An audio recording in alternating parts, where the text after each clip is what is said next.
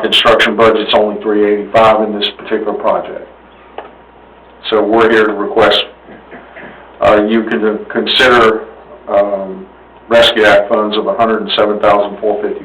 And this is where I was saying a minute ago, if you take that 107,455 plus the 211, that's 318, so that's under the 375. But it just mean I have to move it around. Okay. And like I say, Trevor is here if you have any questions from him. Or if you'd like to say anything. Question, yeah, come up here. I mean, I really don't have anything to add. Gordon will explain everything perfectly, but I will answer any questions if you got any. My question is, that's going to a smaller one, are we gonna be overwhelming it, the smaller sewer line? Or is the reason to go to the bigger one was we needed a bigger one? Yes, sir. Here's what happens, we have, in this particular area, we have two 12 inches coming into one manhole. It leaves with one 12 inch, and we need to upsize that to an 18 inch. Yeah, okay. What's our risk gain of pipe bursting versus moving over into, if we're risking a large number, tearing up the foundation of the buildings, I mean, is that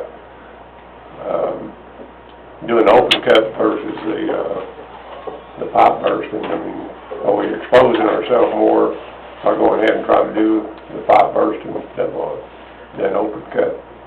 I believe so, because the sewer line, like you said, is, I mean, there's part of it that's within a couple of feet of the building. It's under the sidewalk, it's right in front of the building, so I don't know if you've ever seen a pipe bursting operation, but it gets pretty, I mean, you're hammering underground, so it is, being that close, it's pretty risky.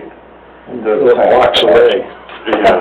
Well, another thing in consideration is in this particular area of the building, it doesn't do this on both ends, but on this east end, the building is actually setting up and the sewer is down lower, so we're right at the bottom of their foundation, so it's not going to be hitting it at the side, it's going to be hitting it at the bottom somewhere. So the money you're talking about here is the option of Reducing our risk. okay. There you go. And it's still So that's 18 the inch. opinion of both of y'all? Yes. Yeah, it's still 18 inch, right? Yes, it'll be 18 inch. We won't have to do any change orders since it's our money. Win-win. We'll have to do an 18 on the open cut. Open cut part. Okay. Because the 18 inch that we had in the bid was for pipe bursting, and the price for open cut and pipe bursting, there's a little bit of difference. So we'll need to do a change order to the Water Development Board for that. Yes, we'll have to take out the section that we're planning to open cut. That'll be deducted from the pipe bursting and then add the open cut, so.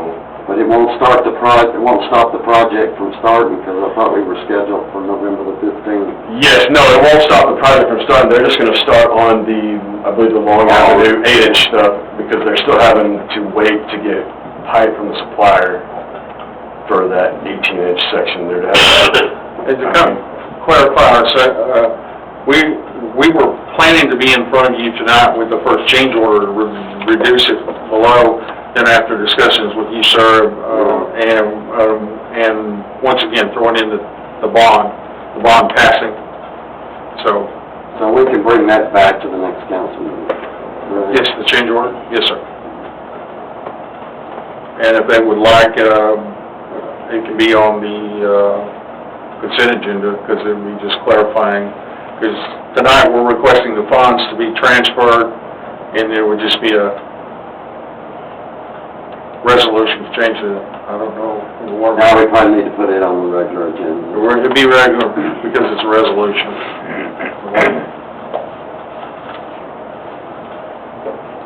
So we're not doing anything. So do you want action tonight? Yeah, we're taking action, because y'all told me everything to do with the Rescue Act. I gotta get your approval before doing that. Okay. Even though a change order's coming back, I guess you can wait till we do the change order, if y'all would choose. You prefer a motion? I don't have. We prefer a motion. For a motion, because that way the contractor orders right, he's waiting on us whether to order the 18 or the 12. Okay. So I'll make a motion that we expend funds from the Rescue Act in order to complete CWSRF number 73741 for sanitary sewer collection system improvements phase 3 as bid. Second. We have a motion and a second to approve the request to expend the funds from the Rescue Act to complete CWSRF number 73741. Is there any further discussion? All in favor say aye. Aye. Motion carries. Thank you. And we'll move to item number 17, which is to consider approval of ordinance number 1329-2021, amending Chapter 8, Offenses and Nuisances, incorporating Article 8.10, Restriction of Residency of Sexual Offenders Against Children, making it unlawful for certain sex offenders to reside within 1,500 feet of premises where children gather, making it unlawful to lease, rent, or provide living space to certain sex offenders when such should result in violation of this ordinance. Marvin, you motion. But I had a couple questions on it for either Marvin or Chuck. So, this map that we have does include, it includes, as far as those areas, all schools, parks, churches, that's the main one. We did the community center also. Okay. The question I had, a couple questions I had, and then I'll let, looks like Kelly wants to add something.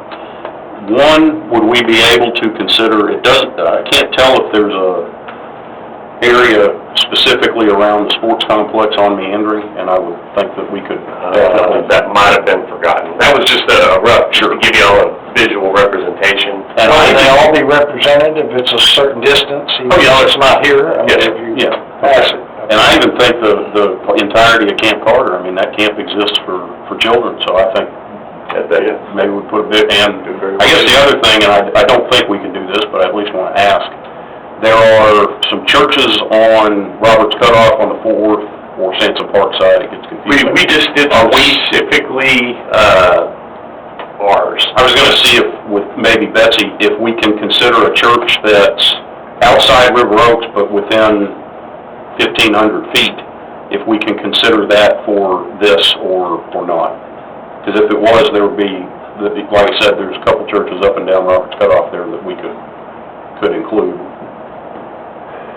Now, a church would have to be, is it one of the places that is, it has to be a place where children commonly gather. Right, so that's what I'm saying, so if we have this to keep these people from being within 1,500 feet of a church, but there's a church right across the street from River Oaks, is that church not qualified just because it's not in our city limits, or can we still restrict the distances It from could be a church, but it has to clearly be a premise where children commonly gather, and not all churches are going to be a place where children commonly gather. Where our city sign is Inspiration's the better example. That's a good point too, yeah. It's Right in River Oaks, it's a except the Fort Worth a Park. little piece of But it. it's within 1,500 feet of River Oaks. And I don't think it has to be within River Oaks, but it does clearly have to be, fall within the definition of a place where premises where children commonly gather. Okay, well, that answers.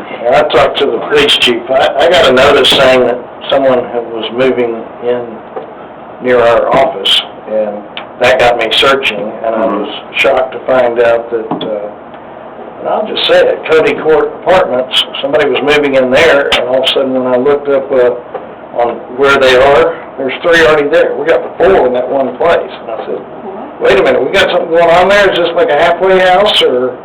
He said, no, it's a coincidence, but you're gonna see this on your agenda. And one thing to be aware of, this regulates where people live. It doesn't regulate where they have the ability to travel and go.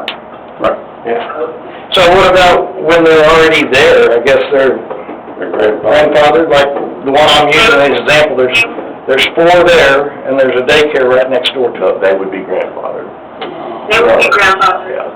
And not also that there are affirmative defenses to this ordinance as well.